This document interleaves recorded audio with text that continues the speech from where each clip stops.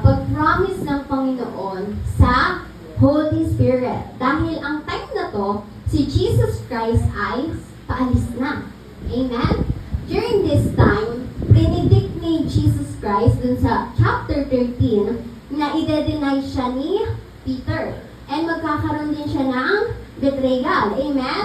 So sa chapter 14, dito na kinofort ng Panginoong Jesus yung kanyang mga disipulo. Dahil siya ay, kumbaga, sinasabi niya na siya ay mawawala. Pero, hindi dapat kayo malungkot. Hindi kayo dapat matakot. Bakit? Kasi meron akong ipapadala, another advocate. Amen? And then after this story, si Jesus Christ in chapter 18, 19, and 20, si Jesus Christ ay na-arrest na. Dinenay na ni Peter, na-crucify na siya, nilibing at muling nabuhay. Amen? So kung titignan natin na bago umalis si Jesus Christ, hindi niya hinayaan na walang papalit sa kanya. Na makakasama natin. Amen? Kasi yung mga disciple during that time, they were so worried na, hala, aalis ka na Jesus. Sino na kasama namin? Sino na magtuturo sa amin? Iiwan mo na kami? Diba may ganun tayong reaction minsan? Parang meron tayong tinatawag na separation anxiety. Ganun yung naramdaman ng mga disciple. Sila ay nabagabag. O, ang layo na. Nabagabag. Amen. Amen. Pero sabi ni Jesus, huwag kayong mag-alala. Meron akong ipapadala. Nakasama. No. Amen. Huwag kayong malungkot. Sabi mo sa katabi mo, huwag kang malungkot. Kasama mo yung banal na Espiritu. Sino po dito ang naniniwala sa Holy Spirit? Ayan. Sa Acts po, during the time, bago bumaba yung Holy Spirit, amen, sinabi ni Jesus Christ na mayroong darating. At na-fulfill yun doon sa Acts. At dumating nga si Holy Spirit. At yun na yung kasama natin. Amen? Sino naman po dito yung naka-experience na ng Holy Spirit? Pwede kasing naniniwala tayo na may Holy Spirit, but hindi pa natin na-i-experience. Sino po dito na-experience na ang Holy Spirit? Amen? Praise the Lord. Dahil marami na sa atin ang naka-experience ng touch ng Holy Spirit. Amen? And ano pong masasabi nyo kapag nararanasan nyo yung banal na Espiritu sa buhay nyo? Amen? Thank you, Lord. Powerful. Grabe, powerful ka. Amen? Refreshing. Amen? Nararamdaman mo. Amen? Nag-iinit ang puso mo, nag-aalab, naglalagablab, nag-aapoy. O matindi na yun. Amen? On fire. Amen? Pero paano mo malalaman na present sa buhay mo ang banal na Espiritu? Kapag may wisdom ka sa vertical, kapag na parang sinabi niya sa akin na natuturo yung banal na Espiritu na katotohanan. Amen. Kaya nang binasa natin, nagtuturo siya ng katotohanan. Amen. Mapapatunayan mo na ang banal na Espiritu ay present sa buhay mo kapag alam mo na nasa iyo siya. Amen. Amen. If you acknowledge that He is inside of you, hindi mo siya mararanasan not unless you acknowledge it in your life na nandyan siya sa iyo, nakasama mo siya. Amen? Hallelujah. And in getting to know the Holy Spirit, I want you to know these truths about Him. Number one, the Holy Spirit is a person. Can we say it again louder? Holy Spirit is a person. Ang banal na Espiritu ay tao. Amen? Sabi sa verse 16 and 17, and I will ask the Father, and He will give you another advocate to help you and be with you forever. He is the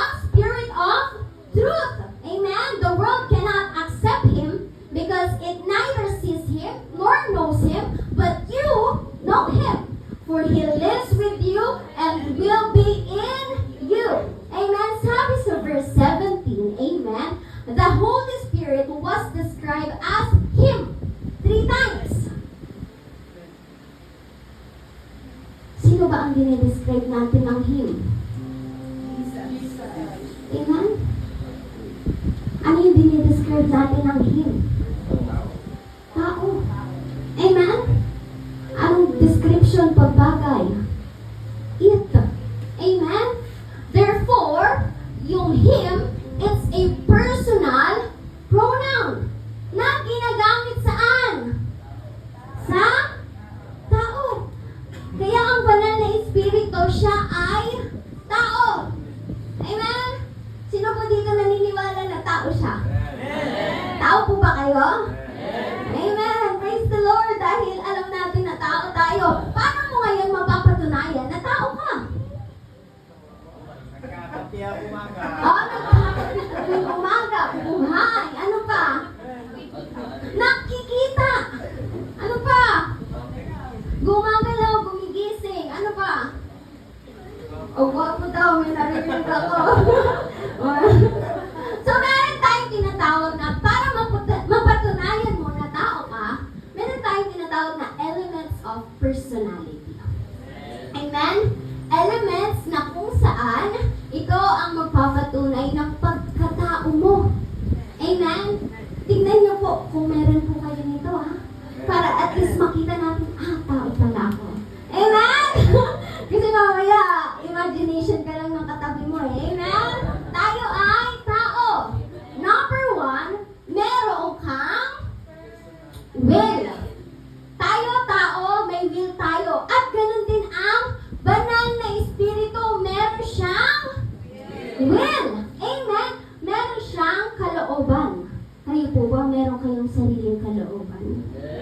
Meron ba kayong sariling kagustuhan?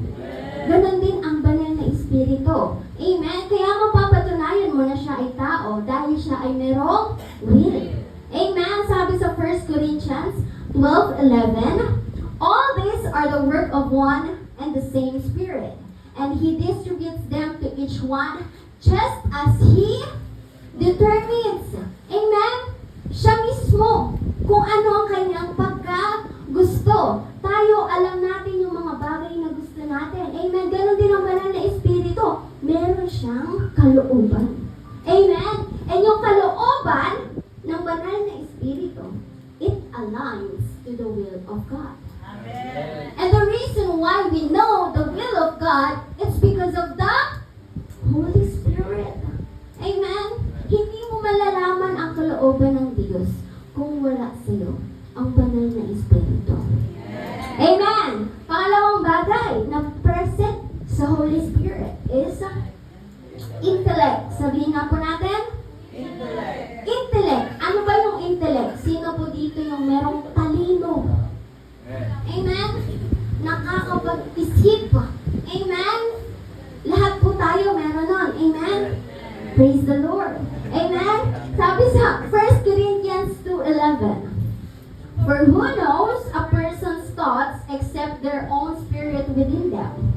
In the same way, no one knows the thoughts of God except the Spirit of God. Amen?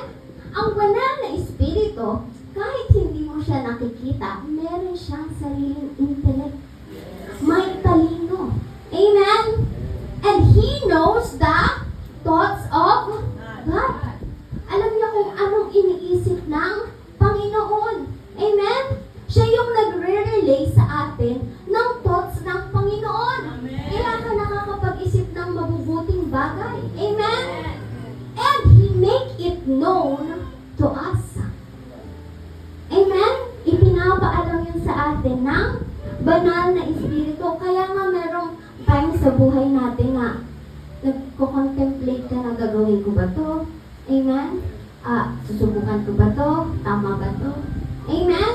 Kasi nga, He is openly revealing what is right dahil merong talino ang banal na Espiritu at yung talino na yun, yun yung binibigay niya din sa atin. Amen? Na yung bagay na iisipin mo, bagay na nagmumula sa Panginoon. elements na talagang nagpapatunay na ikaw ay tao. Amen? Kapag meron kang emosyon. Minsan ito marami yung tao. Amen? Amen? Ano yan sa Tagalog? Meron kang damdamin. Yung banal na espiritu, meron din siyang damdamin. Amen? Siya ay nasasaktan din. Kapag gumagawa tayo ng masama, amen, siya ay nasasaktan. Bakit? Nasaan ang banal na espiritu? Nasa atin. Nasa iyo. Amen? Nung tinanggap mo si Jesus Christ, siya ay kasama mong tinanggap. Package. Amen? Buy one. Oh, take three daw kay Kuya, Kuya Jem. Amen? So, ang banal na espiritu, merong damdamin. Kaya kapag gumagawa ka ng masama, siya ay nalulungkot. Amen? Ephesians 4:30 says, "And do not grieve the Holy Spirit of God, with whom you were sealed for the day of..." Amen? Pagdating ng Panginoon, hindi ikaw yung hahanapin niya. Amen? Ano yung hahanapin sa iyo ng Panginoon? Yung tatak. Yung Holy Spirit. Amen? Kaya kapatid, kailangan nandyan siya sa iyo. Paano kung ginrive mo yung Holy Spirit? Amen? Dineprive mo yung Holy Spirit. Nagtrabaho ka na lang. Amen? Nawala na yung devotion mo, yung prayer life mo, pag-attend mo sa ministry. Amen? Dumating si Lord. Anong mangyayari? Malnourish yung Holy Spirit sa iyo. Ang tawag dito, iindap-indap na lang. Andap-andap na lang. Amen? Hallelujah? Kaya nga pag gumawa tayo masama, nasasaktan ang banal na espiritu. Amen? Amen? Meron siyang feelings. In the same way na tayo po may damdamin. Amen? Hindi po masaya na ginagawa tayo ng masama. Amen? Masakit sa damdamin lang. Amen? This just proves na ang banal na espiritu, siya ay tao. That's the elements of personality. Amen? Ang pagkatao mo, na mapapatunayan mo na tao ka. Amen? Pag meron kang will, meron kang intellect, at meron kang emotion. Amen? Ibig sabihin, ang banal na espiritu ay totoo. Amen? Hindi lang siya influence. Hindi lang siya force. Amen? Na kapag tinamaan ka, nakagdaman niyo yung banal na espiritu. Sakit. Grabe. Yung pala, nauntog ka na pala, hindi na pala banal na espiritu yan. Amen? He is not just an imagination. Amen? And definitely, hindi siya ghost. Amen? Yung iba kasi, amen? Hindi po. Hindi siya ghost. Amen? He may not be visible, but He is real. He is there. And He is inside with you. Amen? Hallelujah. The Holy Spirit, He is a divine person like Jesus. Amen? Kaya, in the same respect na binibigay natin kay Jesus Christ, the same adoration, honor, and glory that we give to Jesus Christ, we should give it also to the Holy Spirit. Amen? He is divine. Amen? Sabi nga sa verse 16 and 18, Jesus called the Holy Spirit as another advocate. Sa Tagalog, taguyod. Amen? Or comforter. Aliw. Pag sinabi natin another, ibig sabihin merong pinanggalingan. The Holy Spirit is the same kind kay Jesus. He is no less, amen, than Jesus. Amen? So yung respect natin, yung pagtangkilik at pagmamahal natin kay Jesus Christ, dapat ganun din natin ibigay sa banal na Espiritu. Amen? Pag sinabi natin advocate, siya yung nagsusupport sa atin. Amen? Kung siya yung nagtataguyod ka kung ano yung sinimula ni Jesus Christ. Kahit hindi mo nakasama si Jesus Christ noon, alam mo at nararanasan mo ngayon. Dahil ang nagtataguyod noon sa buhay mo, sa buhay natin mga kapatid, ay walang iba kundi ang banal na Espiritu. Amen? And He is the Spirit of truth. Amen? Kaya nga gusto ng Panginoon na tayo ay mamuhay sa katotohanan eh. Amen? Hallelujah. At magagawa mo yun pagka yung Spirit of truth nasa iyo. Amen? Pangalawang point po natin is that the Holy Spirit is at work. Sabi sa verse 16, but the advocate, verse 26, but the advocate, the Holy Spirit, whom the Father will send in my name, will teach you all things and will remind you of everything I have said to you. Ibig sabihin, hindi ipinadala ang banal na Espiritu para lang manatili sa buhay mo. Pinadala ang banal na Espiritu dahil meron siyang ginagawa at gagawin sa buhay mo. Amen? Bilang tao, hindi siya nakaupo lang. Amen? Meron siyang ginagawa. Sa tingin mo, paano mo napagtagumpayan yung temptation for the whole week? Kaya niyo po ba yun gawin? Nang kayo lang? O, tukso. Tarang-tarang yan. Paano mo masasurvive yung trick ni Satan sa'yo? Amen? Dahil sa banal na Espiritu, tinutulungan ka niya na pumili ng tama, na gumawa ng tama. Amen? Hindi mo mapapagtagumpayan ang mga spiritual na bagay kung wala sa iyo ang Holy Spirit. Amen? Because only the spiritual can match the spiritual. Amen? Yung mga kalaban natin, hindi yung visible eh. They are principalities hovering around us. Amen? Hindi mo nakikita. Pero merong war na nangyayari sa spiritual realm. And because of that, affected tayo.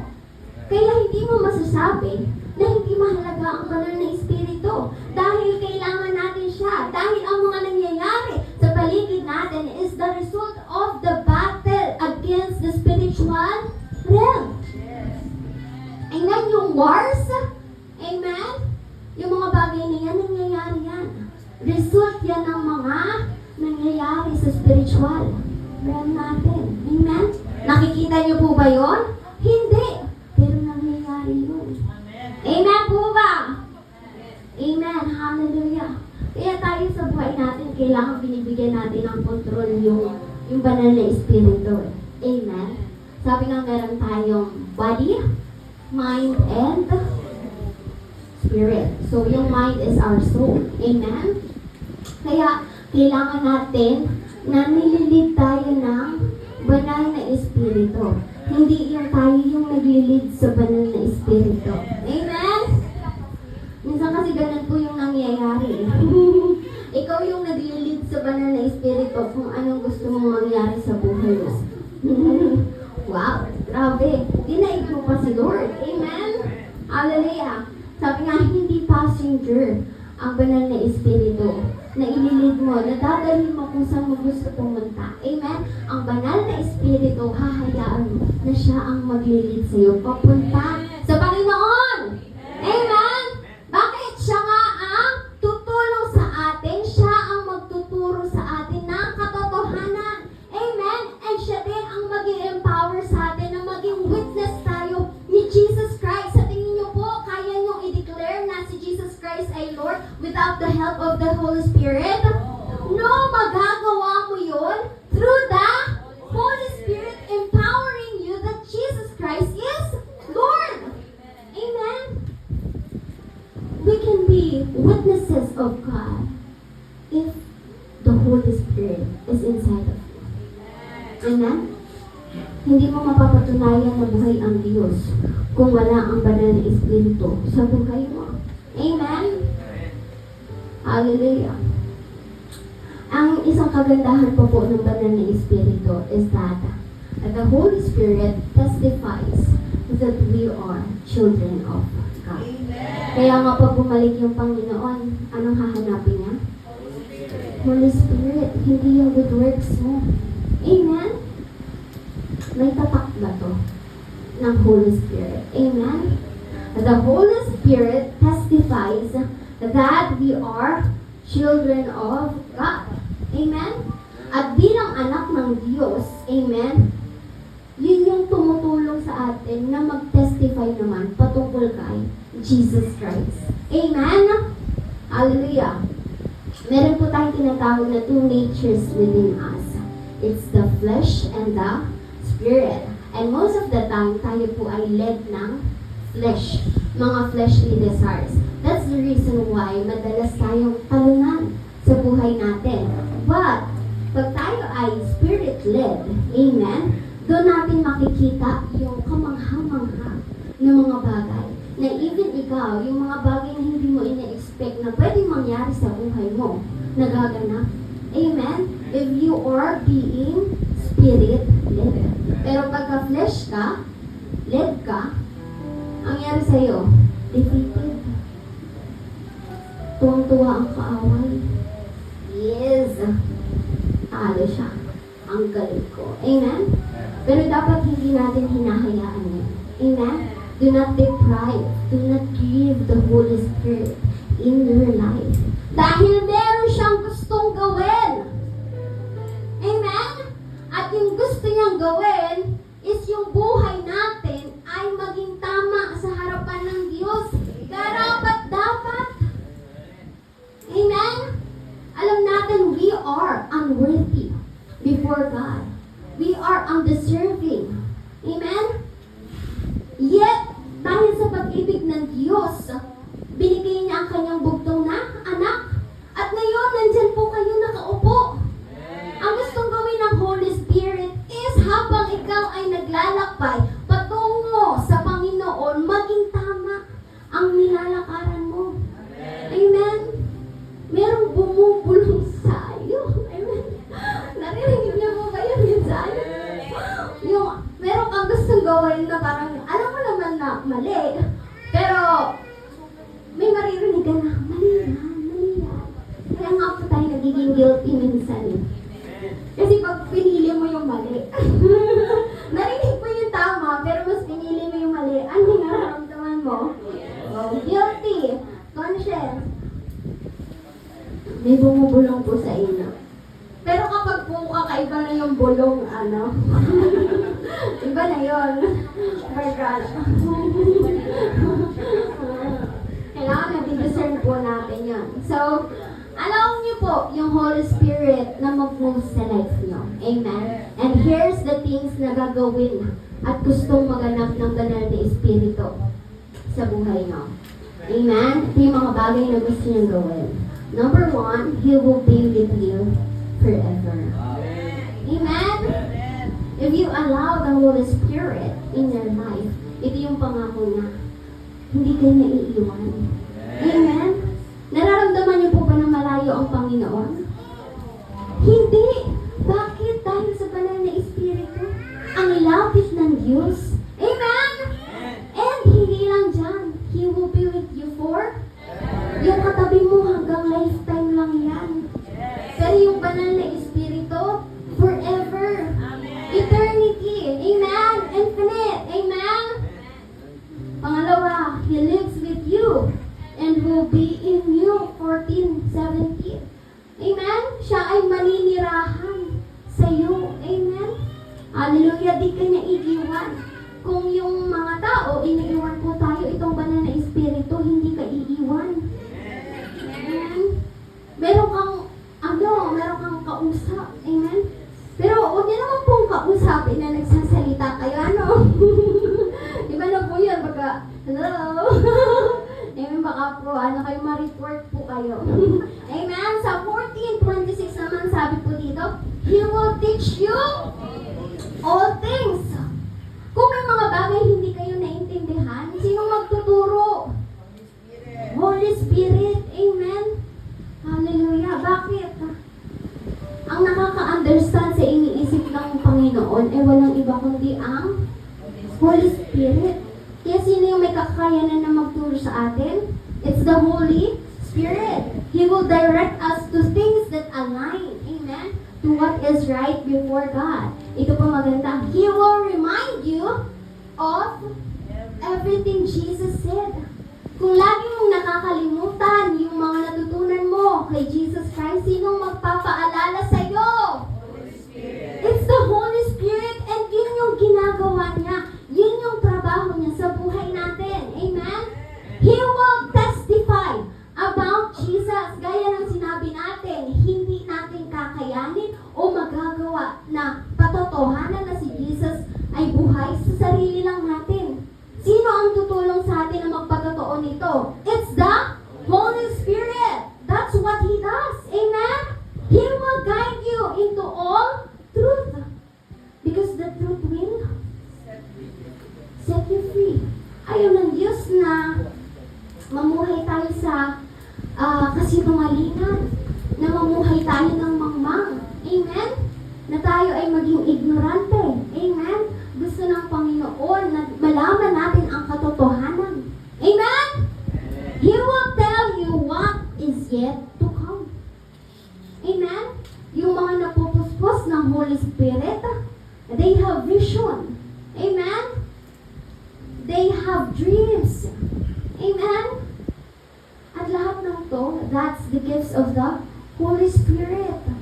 Amen? Malalaman mo yung mga bagay. At ipaparating sa iyo ng Panginoon. Amen? Kung ano yung mga bagay na gusto niyang mangyari. Amen?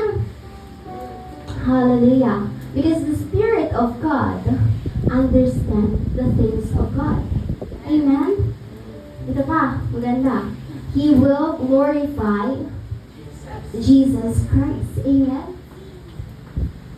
Kaya yung buhay mo, amen, ang gagawin ng banal na Espiritu, yung buhay na yan na meron ka, maging reason na maging, kumbaga, magbigay ng glorification sa Panginoong Jesus. Mag-lead to honoring Jesus. Amen? Amen? He will lead you to glorify Jesus in your life. Kaya huwag mo yung pipigilan, kapatid. Pag dinadala ka ng banal na Espiritu sa tama, sunod ka. Amen? Sunod ka sa ihip ng hangin daw. Yung iba, apoy. Matindi mo yun. Sunod ka sa ihip ng apoy. Bago po yun, ha? Sunod ka sa ihip ng Holy Spirit. Kasi baka meron ano dito. Sunod ka sa ihip ng wag naman yung katabi kay mamaya. Ilig ka niyan sa ibang bagay. Amen? So, if the Holy Spirit is at work, meron siyang ginagawa at meron siyang handang gawin sa buhay natin, meron bang bagay na ini-expect ang Panginoon sa atin na lahat tayo tumanggap ng banal na Espiritu? Tingin niyo po. Amen. Amen. Amen. Diba? Kaya sabi ni Sister Rica. Amen. Ano po yun? To love God and keep His commandments. Amen. Yan ang gagawin sa atin ng banal na Espiritu. Tutulungan niya tayo na magawa ang mga bagay na to. Siya ang, kumbaga, magtutulong sa atin na mapalapit tayo sa Panginoon. Amen? Kaya nga nang sabi natin, the Holy Spirit is the Spirit of God. The Holy Spirit is not your spirit. Amen? The Holy Spirit fills the gap between God and us, the believers. Amen? And though we cannot see Him, He is present sa buhay natin. Nandyan siya sa iyo, kapatid. Amen? And anong gagawin niya? Ililid niya tayo, ililid niya yung buhay natin to a life that brings glory to God. Amen? Gusto niyo po ba yung ganong klase ng buhay? Amen? Kaya, nauunawaan po natin yung mga bagay-bagay dahil sa tulong po ng banal na Espiritu. Amen? With the help of the Holy Spirit, we begin to understand His Word, His will, and His way. Amen? Kasi kung wala ang banal na espiritu, yung mga bagay po na yun, hindi mo mauunawaan. Amen? Patuloy ka pa rin may question mark sa isip mo. Amen? Kaya, now that you know Him, now na alam mo na nandyan siya sa buhay mo, amen, anong kailangan mong gawin? Always acknowledge Him sa buhay mo. Lagi mong i-acknowledge, amen? Kasi minsan nila-left out natin yung banal na espiritu. Amen? Go lang tayo ng go. Amen? Lagi nating tatandaan ang kasama natin ay ang Diyos. At yun ay sa pamamagitan ng banal na espiritu. Amen? And with His presence, kapag ka talagang ikaw ay napuspos ng banal na espiritu ng Diyos, ano yung nararanasan mo? Ano yun? Doon na dadalo yung tinatawag nating anointing. Kaya yung anointing po, hindi mo yan mararamdaman kung hindi malakas ang banal na espiritu. Dahil mararamdaman at mararanasan mo lang ang anointing kung puspos yan ng banal na espiritu. Amen? And through the anointing of God, anong mangyayari sa buhay mo? You'll be able to do and see greater things. Amen? Even beyond what eyes can see.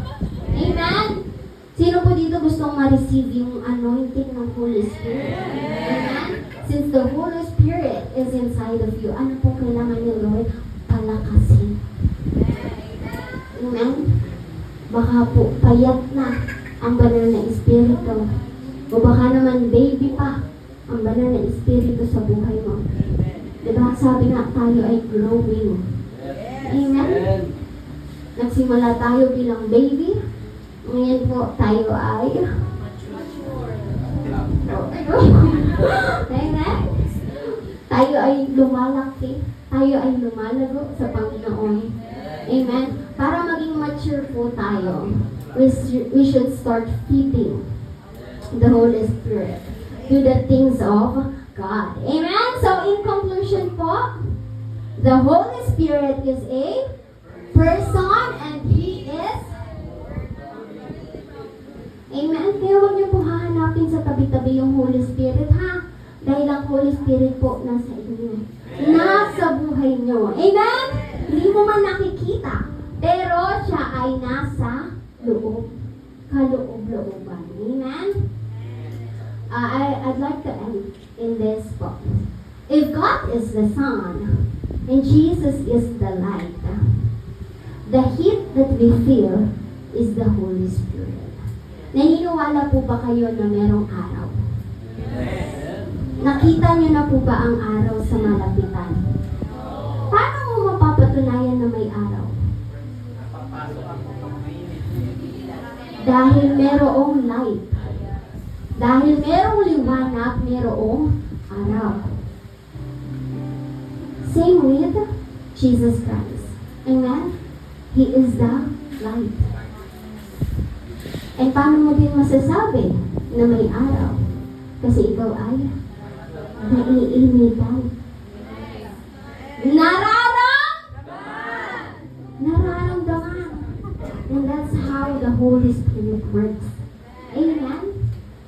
Pero mayroong sun. Amen? My son. Amen? So the Holy Spirit, I'd like to end with this. Hindi mo nakikita. Hindi mo nakikita. The Holy Spirit is real. Amen? Let's read ng malakas po. Hindi mo nakikita, pero nararamdaman.